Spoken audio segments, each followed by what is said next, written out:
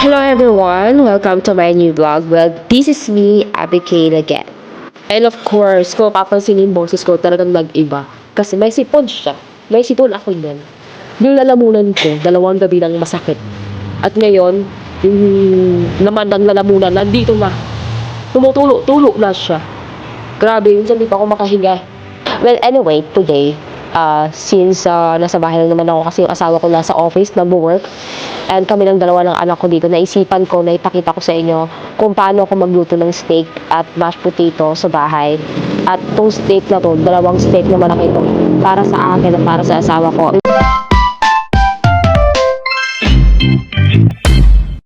Wala tayong potato sa bahay. Wala kaming potato dito. Hindi ako nakapamalengke ilang araw na kasi maganda pakiramdam ko, pero nag-order na lang ako online and darating na lang yun dito. I-check ko lang yung address kung tama ba, para habang na-check na siya.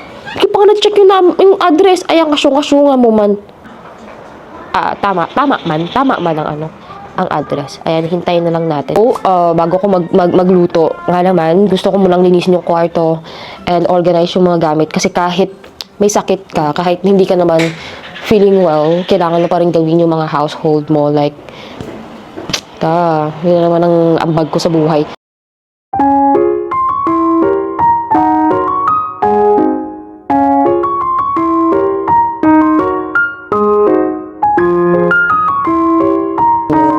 Gusto kong i-share sa inyo yung binili ko sleeper kay Luca. It's okay. Kasi malamig yung sahig. Ako nga naka-medyas eh. Ay, sorry. Kasi nga malamig, ate. Masamig talaga. So, kailangan natin siyang lagyan itong chinilas.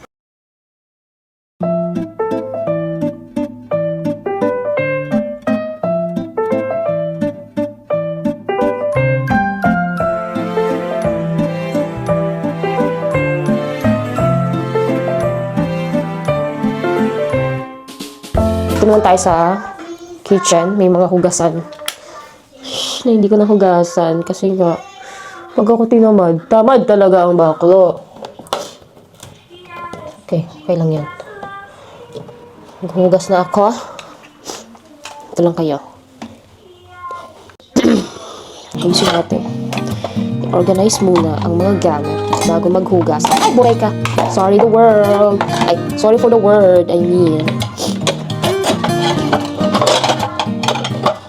Itong mga gamit na to, hindi ito sa amin. Ito yan sa bahay.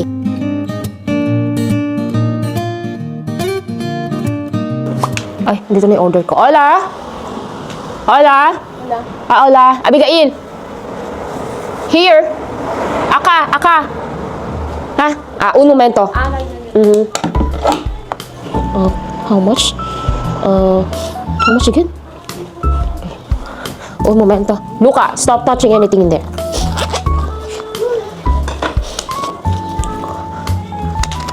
Hola, ¿cuánto? 11,000. Sí.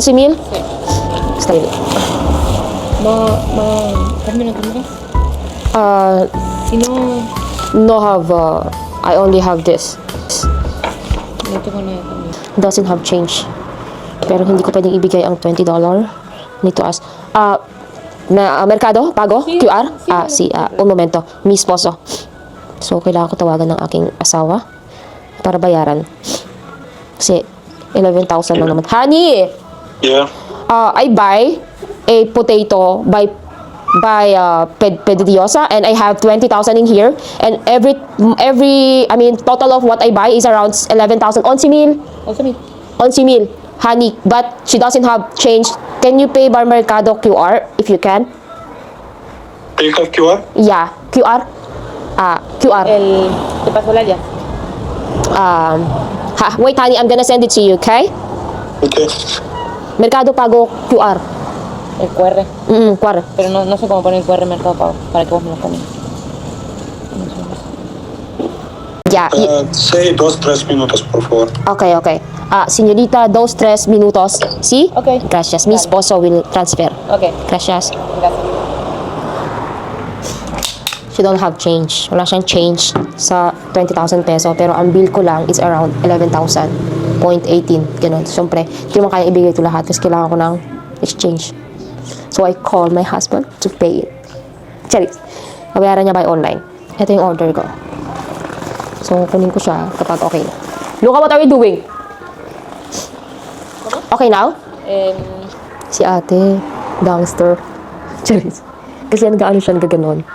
Hindi siya yosi. Iba siya. Napaka-normal talaga dito yung dahon na ginaganon. Yung marijuana. Ganun. Ay, hindi ba? Baka marinig niya ako. Okay na? Gracias, gracias. Nabayaran na ng aking asawa. Here. Hindi lang patata yung binili ko. Bumili din ako ng lemon kasi walang lemon. Kailangan ko uminom ng lemon dahil ako'y sinisipon. Simulan na natin. Lutuin ang steak. Beef steak. Ayoko ng medium rare. Hindi ako fan ng medium rare na yan. Magsitikin. Ang laki niya. Hihihihi. Sarap nito. Ang beef talaga ito sa Buenos Aires talagang panalo. Grabe. Napakamura pa. Unlimited steak pag tumira ka ng Argentina. Tugiin muna natin. I mean, para matuyo, kailangan lagyan or gamitan ng tissue. Para ma-absorb ang water. Etong paggawa ko ng steak, version ko to ha. Version. Kung may version ka ng pagluto ng steak, sige. Very good yun. May sarili ka din. Dapat may sarili-sarili tayo ng version. Ganon! Kasi pag may sarili kang version ng pagluto ng kahit anong food, I believe na mas masarap mong nagagawa yun. Kasi may sarili kang version. Masanay kang gawin ng mga ganon. So, yan. Tuyo na siya. Tuyo na siya. Pakita ko. I mean, not totally tuyo. Pero, okay na yan. Ang next is, lalagyan ko ng salt and pepper. Wait, parang kakaiba yung nasa loob nito. Asin ba yung nasa loob? Tingnan natin. Baka nilagay ng asawa ko. Ay. Ang salt pala is Himalayan. Yung kulay pink. Yes. Kasi ito yung ginagamit ng asawa ko for. Ito yung usually ginagamit niya pag panlasa ng kanyang veggie salad. Ito yung ginagamit niya. Aray ko, ng hirap naman ito.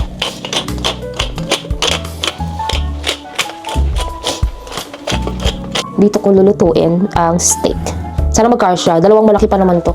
Ay, ang asawa ko bumili ng dalawang malaking steak. Sana magkasya. Ay! Lakas na nga, boy! Katakert! Hinaan natin ng a little bit. So, habang pinapainit ko ang pan, kailangan kong kumuha ng charger or sabihan ng aking asawa. Anong oras kang uuwi? Hala, tumawag pala siya. Do you feel better? A few moments later. Kaya nandito na tayo ulit sa kitchen. Kailangan nating simulan ang pagluluto ng ating pagkain dahil walang magluluto para sa atin. Lagyan natin ng olive oil. Olive oil na lang. And then next, a little bit lang naman. And then, kailangan natin maglagay ng butter. Butter! Kailangan natin hiwain hiwa. Again, this is my version of cooking steak. Itong version ko ha. Kung may version ka ng iyo na yan. Like, lahat tayo ganun. Kapag hindi natin alam kung paano tayo magluto o paano yung gagawin doon sa pagkain na nabili para maluto, tumitingin tayo sa recipe by online. Ay! Mainit agad siya. Kailangan natin ilagay. Luca! Get out of there! Mamatalsikan ka talaga. Ay! Naku, iyak ka talaga yan, auntie. Wala. Saka, yung laki kasi, oh. Ay! Kurin ka, malaglag pa. Yung laki kasi niya. Pero masarap to. Naluto. Okay, next natin is bawang. Para habang So anyway, sa mga nagtatanong kung kamusta naman ang pamumuhay dito sa Argentina. Nung una, bago pa lang kami dites, mahirap syempre. Yung perang dala-dala namin, buntis pa ako nung pumunta ako dito. Perang dala-dala namin, naubos siya. Aray ko. Pero dahil parehas kami warrior, pati sa buhay. At syempre, I always submit to God sa lahat ng aming pinagdadaanan sa buhay. At thanks God naman talagang nakayanan namin at hanggang ngayon, talagang maayos at masaya kami namumuhay. Like literally peaceful. Walang fake ha. Walang fake dites. Sabi ako ng totoo. Peaceful kami nabubuhay dito. Peaceful kami nabubuhay dito. At gustong-gusto ko yung independent kami parehas. Wala yung magulang. Namin parehas. Kami lang. Pati pag-aalaga ng anak namin na si Luca. Kami lang din. Yung asawa ko noon, nagkatrabaho pa yan. Work from home. And then, parehas kami nag-aalaga ng bata. Naaalala ko parang maliit pa si Luca. Siya pa ang madalas na pupuyat sa gabi. Kahit na may trabaho siya kinabukasan. Pero syempre, as a very good wife, hindi ko tinolerate ang ganon. Dapat, ako lang ang dapat talagang gumagawa. Pero dahil maayos ang aking asawa, ay, tinulungan niya ako sa lahat talaga. Perfect siya. Perfect ba? So, ayun na nga. Ang lalabasan na yung bugels or blood ng beef. Ay, ano na? Pakita natin. Ayan. May lalabasan na ang dugo. Basta ayoko ng medium rare. Ayoko ng medium rare. Medium rare ka dyan. Kailangan maglagay tayo ng tubig sa maliit na kalderong ito. Ang liit nito. Ang cute nito. Gusto ko talaga tong kalderong to. Yun nga. Maliit na. Dito sa amin, dito yan nakatira. Sa bahay na to. Kaya pag umalis kami, wala akong ganito. Walang ganito sa lilipat nito. Pero maraming gamit yung lalapitan namin ng bahay. Lalapitan na ba? Ano naman mo? Mas kompleto ang gamit. May pang barbecue. Kasi yung bahay na lilipatan namin. Actually, ano siya? Para siyang mini condo. O condo. Ganun. Ang bahay na yon is up and down. Up and down siya. Sa baba, living room, kitchen, tsaka balcony. Sa taas, may mini office, may CR din. At tsaka yung balcony niya, or they call it terraza, dito sa Spanish, sa Argentina is, merong, yung balcony na yon merong barbecuehan, at tsaka sampayan. So, parehas silang may balcony up and down. And parehas may CR. Yung sa baba, pang-guest yun. Pang-guest na CR. Sa taas para sa amin, yun may bathtub dun. At talagang, nakita namin, napaka-perfect. At syempre, since sinabi ko na sa inyo, nalilipat kami ng apartment soon, I would like to say that I'm so happy. Kasi syempre, thank you Lord, pinagbigyan mo ako ganun. Yung asawa ko naman ay talagang, pinagbigyan ako na sabi ko, pagod na ako sa maliit na bahay. Gusto ko sa medyo malaki naman. At kinuha niya na yon. Nagpa-reserve na kami. So, by April 4, lilipat na kami ng bahay. Malapit naman lang mag-April 4 kasi ang day to day is March 25. So, mga ilang kembot na lang. Mag-April 4 na. Pero, syempre, sana okay na yung pakiramdam ko that time. Nagbabalat na ako ng potato.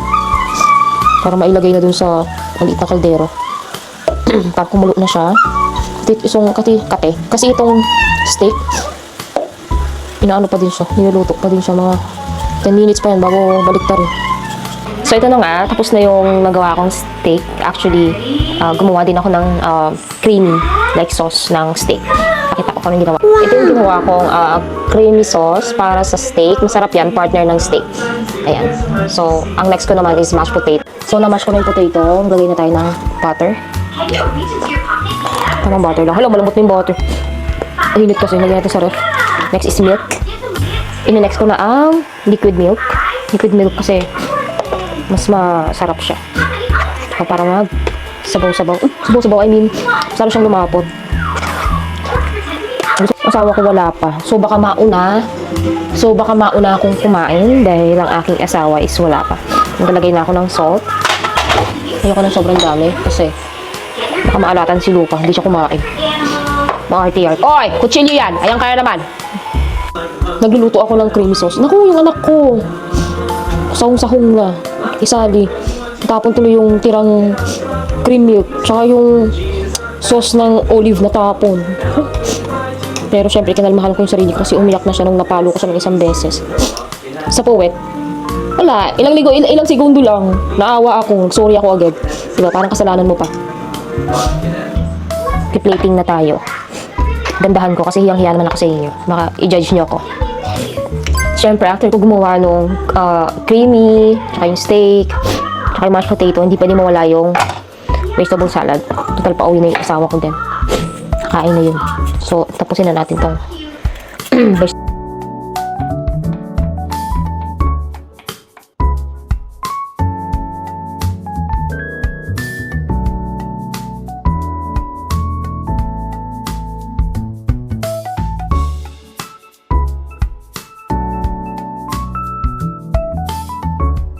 So, ito na yung gawa kong salad.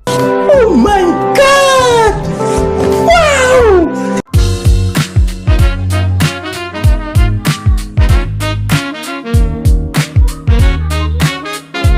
So, nakakain na tayo ng steak. So, yun na, ako lang muna ang kakain. Tsaka ang aking anak ni si Luca, subukan ko na lang siya. Kasi ang aking asawa ay nasa work pa din. And, ni-reserve ko na lang yung food niya for later. Luca, thank you Lord. Thank you for the food. In Jesus' name, amen. Let's keep walking to get to the bird. Perfect niya. Sarap. Oh, wow. How many birds do you see? 1, Aray ko, Luka. 2, 3, 4. Later yung asawa ko. Ay! 4 birds. Later yung asawa ko kakain pag uwi. Niserve ko na yung kanya. Ang sarap nito. As in. Okay. Ito ang gusto ni Luka. So, if you wanna know the recipe, It's a real bird. pwede kayo mag-comment. Wow. These Sasabihin ko sa inyo ang recipe ng nagawa kong colors do you steak, creamy steak. In my own version. red, So that's all for today's video. I hope you like my video vlog for today. And and don't forget to subscribe and follow me on TikTok, Instagram, and Facebook. monkey. Because marami akong pinapost sa TikTok, Instagram, and Facebook ng mga funny memes, funny videos, 2, para naman sumayo yung buhay nyo. Charis! Yun lang. Thank you for today. I hope you like my video vlog. Bye!